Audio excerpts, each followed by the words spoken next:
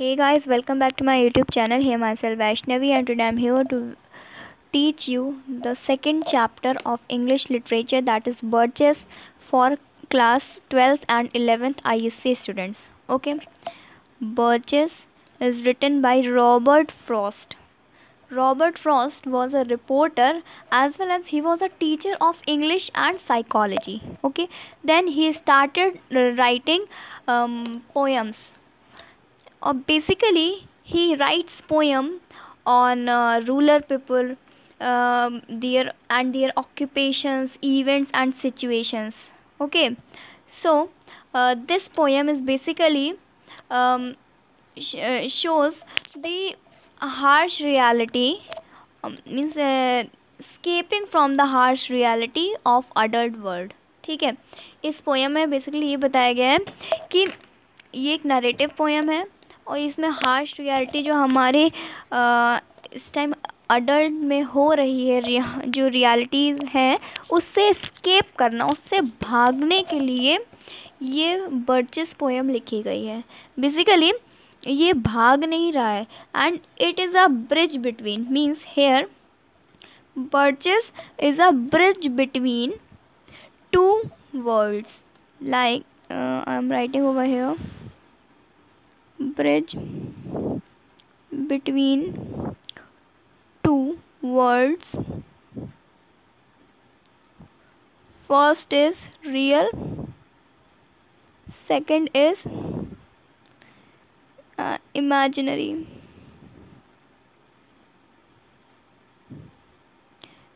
ठीक है, एक तो रियल वर्ल्ड है कि जिसमें एट प्रेजेंट जो हो रहा है, एक जो सेकंड है जो इमेजिनरी है, जो हम लोग सोचते हैं कि हाँ, हम लोग सोचते हैं कि हाँ ऐसा हो रहा है, जो सोचना उसको इमेजिनरी कहते हैं. ठीक है, मतलब इसमें जो पोएट है उसने अपने प्रेजेंट टाइम को तो एक्सप्लेन किया है, बेसिकली ज़्यादा से ज़्यादा उसने अपनी इमेजिनरी को एग्जैजरेट किया है.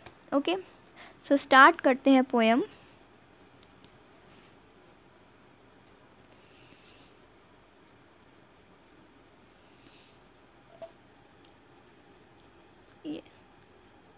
हाँ,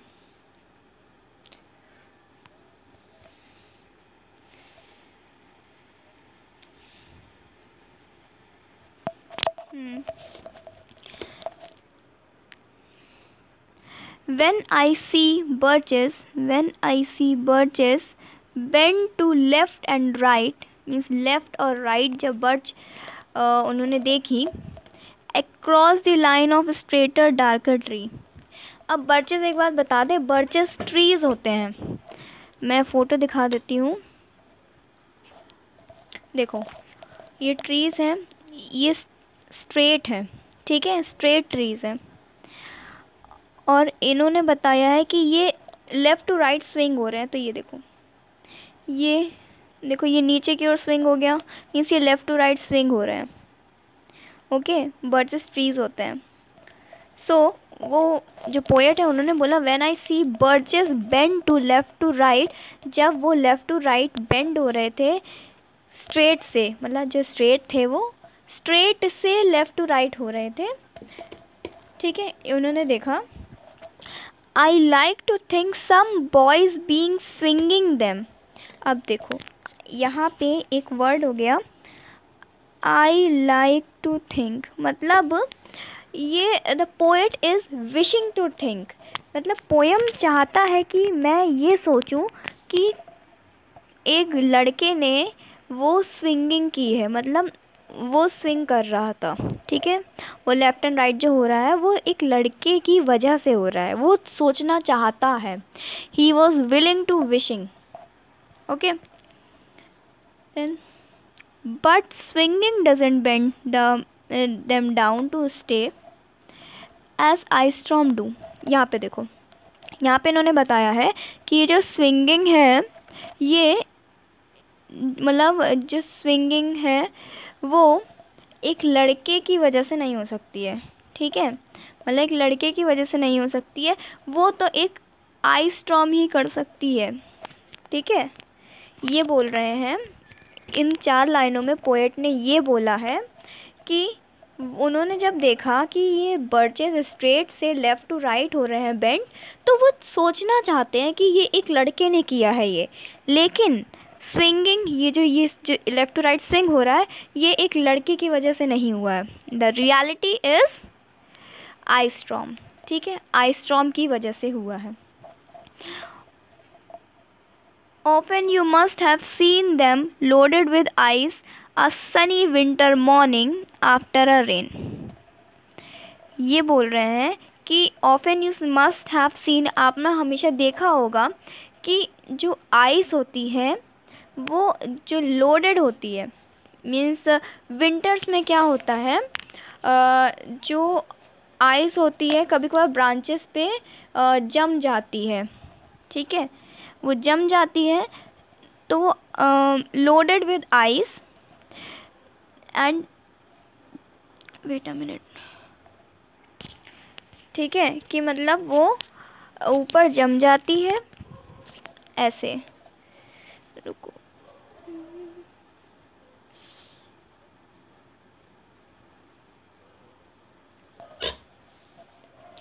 अगर हम बात करें कि ये सपोज़ करो ये बर्चेस है, ये बर्चेस है, यहाँ पे आइस जम गई है इनके ऊपर, ठीक है, आइस जम जाती ना विंटर्स में, ऊपर यहाँ ब्रांचेस है तो यहाँ जम गई, इसीलिए वो ऐसे नीचे हो रहे थे, ठीक है, कि जो जो आइस है उसके वजन से, जो आइस उस पे लोडेड है उसकी वजह से वो ऐसे नीचे हो रहे थे, ठीक है।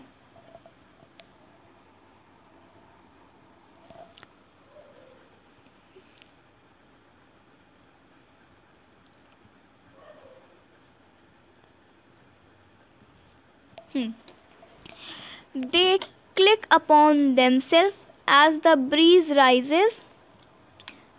Oh.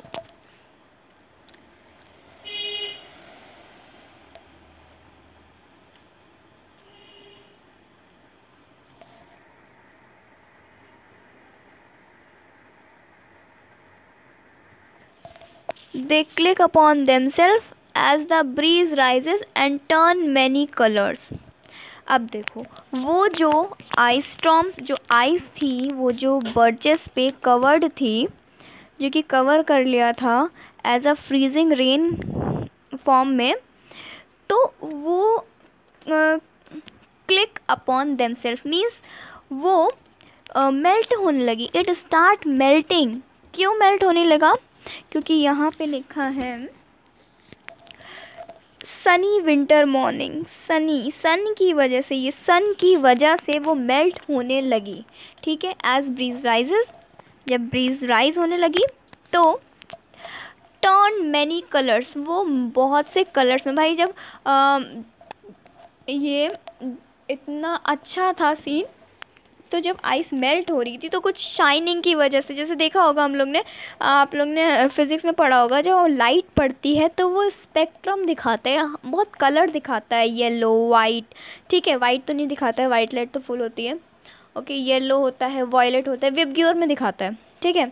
तो ऐसे ये बता रहा है कि यहाँ पे सन जो है, सन की वजह से जो लाइट पड़ रही है उस पर आइस पे, वो मैनी कलर मीन्स वो बहुत कलर में टर्न हो जा रही है। As the stir cracks and crazes their enamel, देखो क्रैक्स एंड क्रेजेस मीन्स वो मेल्ट हो रही है, क्रैक्स पड़ रहे हैं उसमें। देखो जब कोई चीज़ मेल्ट होती है या आइस मेल्ट होती है तो देखो पहले क्रैक्स पड़ते हैं फिर मेल्ट होती है, जो पतली आइस होती है। इनामल मीन्स आउटर कवरिंग, ठीक है। ये जो मैंने सर्किल में किया, ये कीवर्ड्स हैं। Soon the suns will make them shed crystal shell। अब देखो शेड कर दिया, मतलब शेड मीन्स वो मेल्ट होके नीचे गिर गई, और crystal shell as a crystal के फॉर्म में किया। यहाँ क्रिस्टल क्या है ये मीनिंग लिख लो, क्रिस्टल है, आइस का क्रिस्टल है ये, ठीक है, जो आइस थी वही आइस का क्रिस्टल है। Shattering and avalanching on snow crust,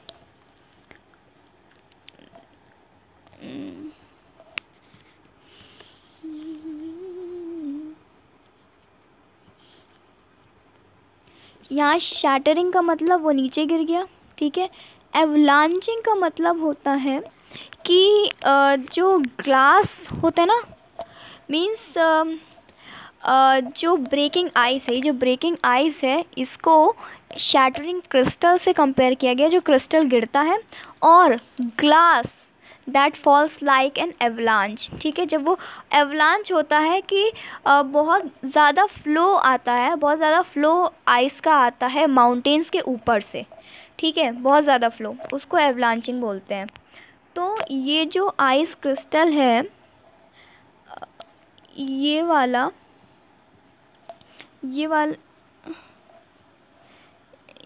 जो आइस क्रिस्टल है, ये कंपेयर हुआ है शैटरिंग की वजह से। मीन्स क्रिस्टल जो है वो, ये रेफ़र कर रहा है क्रिस्टल्स को जो शैटर हो रहे हैं, एंड एवलांचिंग को, ठीक है। एवलांचिंग ऑन स्नो क्रस्ट, ठीक है, स्नो जो क्रस्ट पे जो एवलांच हो रहा है। Such heaps of broken glass to sweep away, ऐसा लग रहा है कि अब यहाँ देखो, ये आइस को ब्रोकन ग्लास से भी कंपेयर किया गया। ऐसा लगता है कि टूटे हुए कांच के टुकड़े नीचे गिरे हुए हैं, एंड हीप बना है, मीन्स उनका एक ढेर लगा है। स्वीप अवे, स्वीप अवे मतलब जैसे हम लोग झाड़ू नहीं लगाते हैं, जो झाड़ू लगा के एक इकट्ठा करके ढेर लगा देते हैं, वैसे ही लग रहा है कि किसी ने स्वीप कर दिया, मीन्स किसी ने झाड़ू लगा के इकट्ठा ब्रोकन ग्लासेस का हीप बना दिया है, ढेर लगा दिया है। You did think the inner dome of heaven had fallen. अब ये बोल रहे हैं कि ये ऐसा लग रहा है कि हेवन नीचे गिर रहा है, मीन्स हेवन है ये, ठीक है। They are dragged to the withered bracken by load, and they seem not to break, though once they are bored. Once they are bored. Oh.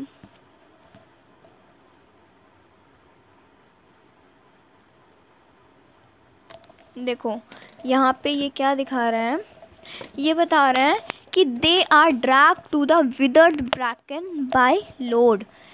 अब ये बता रहा है कि ये जो बर्चेस ट्रीज थे ना, ये ड्रैग हो गए, वो नीचे की ओर ड्रैग किए गए हैं बाय दिस लोड। ओहो,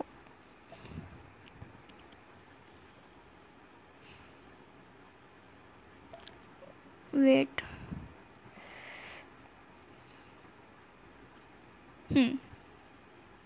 यहाँ मैं थी,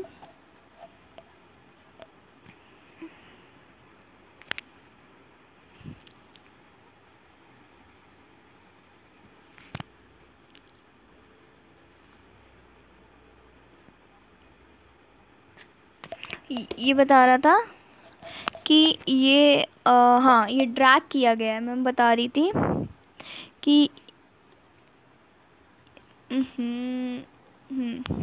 ये जो बर्चेस थी ये ऐसे करके नीचे ड्रैग किए गए हैं बाय द लोड।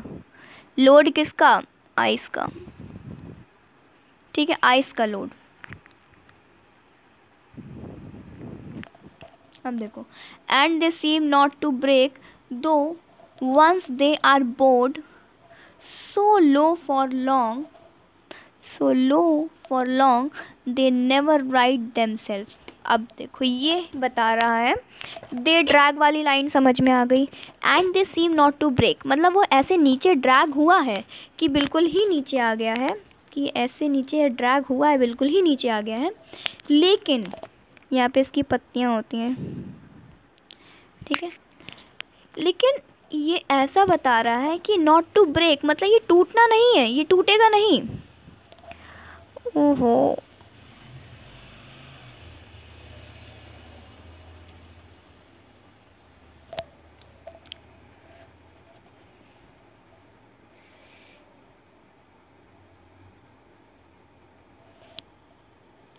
मतलब ये टूटेगा नहीं, ये ऐसे ही रहेगा, ठीक है। ऐसे क्यों बता रहा है? ये लिखा है they seem not to break मतलब ऐसा लग रहा है वो टूटेगा नहीं। Though once they bowed, bowed means ये ऐसे ही पोजीशन पे है, इसको बोर्ड बोलते हैं, ठीक है। अब मैं इसको रब करूँगी क्योंकि मेरे को आगे समझाना है। You may see their trunks arching into arching in the woods मतलब वही है कि वो एक आर्क टाइप का बना रही है, जैसे हम लोग आर्क बनाते हैं ना, तो ये भी एक आर्क टाइप का बना रही है, ऐसे आर्क बनाती है ना, आर्चिंग।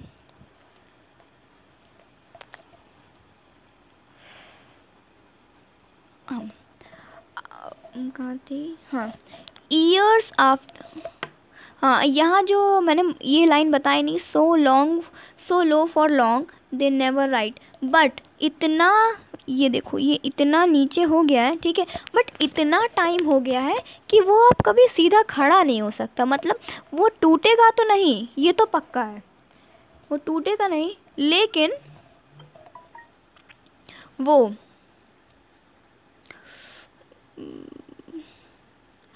लेकिन वो खड़ा भी नहीं हो पाएगा।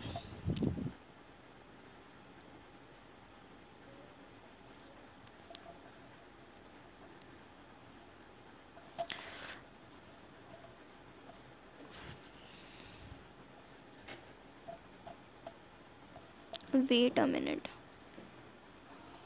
Now, year afterwards, trailing their leaves on ground like girls on hand and knees that throw their hair.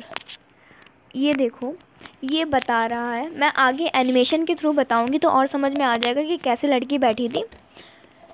मतलब ये बता रहा है कि ये जो बर्चेस थी ऐसे गिरे थे, तो बहुत आफ्टरवर्ड्स में कुछ सालों के बाद इसमें लीव्स आ जाएगी, मैंने जो बताया यहाँ पे लीव्स आ जाएंगी। तो ये ऐसा नहीं लग रहा है कि जैसे लड़की ऐसे उल्टे के साइड में बैठी होती है और अपने बालों को नीचे करती है, जो कि सन में अपना बाल सुखा रही होती है। नील्स देखो, like a girls on hand knees that throw their hair before them over their head to dry in the sun. वो लड़की, ऐसा लगता है वो लड़की अपने हेयर सुखा रही है सन में। मतलब यहाँ पे एक मेटाफर है, सॉरी मेटाफर नहीं है, यहाँ देखो यहाँ लाइक दिया हुआ है। ओहो, there is problem in this. यहाँ पे देखो लाइक है, मैं कलर चेंज कर लेती हूँ, लाइक है, ठीक है। लाइक मैंने कल भी बताया था कि लाइक सिमिली होता है, मतलब जो सिमिली फिगर ऑफ स्पीच होती है, पोएटिक डिवाइस होती है, उसमें लाइक का यूज़ होता है, लाइक और एज का। ओके, नाउ ये आगे समझ में ये line. Now but I was going to say when truth broke in with all her matters of fact about ice storm, I should prefer to have some boy bend them. इसमें क्या बता रहा है कि ये बोल रहा है, इसमें ये बोल रहा है कि मेरे को पता है, I know the truth, I was going to say the truth broke, मतलब मेरे को ये ट्रुथ, सच्चाई पता है कि ये जो बर्चेस है ये एक बच्चे ने नहीं की, एक लड़के ने नहीं की है, वो कर ही नहीं सकता है, वो आइस स्टॉर्म की वजह से हुआ है। लेकिन वो प्रेफर करता है, यहाँ पे प्रेफर कट गया है, लेकिन वो प्रेफर करता है, I should prefer have some boy bend, मतलब वो चाहता है, मेरे को पता है, मतलब पोएट को पता है कि ये काम किसने किया है, लेकिन वो चाहता है कि वो माने कि एक बच्चे ने ही किया है, ठीक है।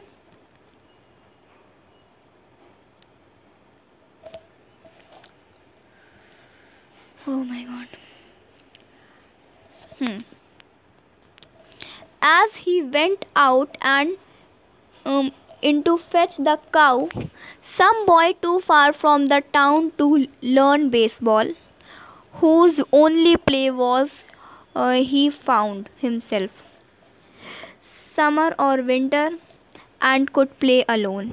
ये लाइंस उस बॉय का डिस्क्रिप्शन बता रही हैं कि वो ये चाहता है, एक लड़के ने किया है वो, जो कि अपनी गाय को चराने गया था, ठीक है, went went out and in means गया था और गायों को चरा के वापस आया है।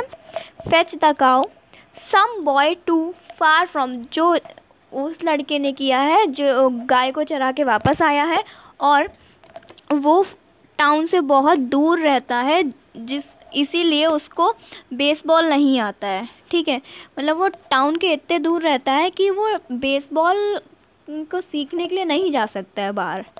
Okay, whose only play was what he found himself, उसका एक ही खेल है जो उसने अपने आप ढूंढा है, जो हर सीज़न में, समर में भी वो खेल सकता है, विंटर में भी खेल सकता है और अकेले भी खेल सकता है। वो ऐसा नहीं है कि किसी मतलब कोई और खेलेगा तभी होगा, नहीं, वो अकेले भी खेल सकता है। Okay, one by one he subdued his father's tree by riding them down over and over again until he took the stiffness out of them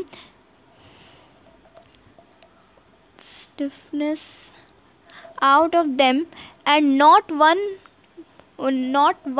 but hung limp, not only one was left। यहाँ तक देखते हैं, नहीं ये पूरा पढ़ लेते हैं। for him to conquer, okay, यहाँ से देखते हैं। अब ये बता रहा है कि वन बाय वन, एक एक करके उसने, सबड्यूड का मतलब डिस्ट्रॉय, एक एक करके उसने अपने फादर के सारे ट्रीज़ को डिस्ट्रॉय कर दिया। ये फादर का ट्री नहीं था, वो ऐसे बता रहा है कि देखो आजकल के बच्चे क्या होते हैं, वो फादर के पावर को ओवर पावर करते हैं, मतलब फादर की बात नहीं सुनते हैं। तो ये रिप्रेजेंट कर रहा है, मैं यहाँ लिख दे रही हूँ, overpowering of shit, I knew that।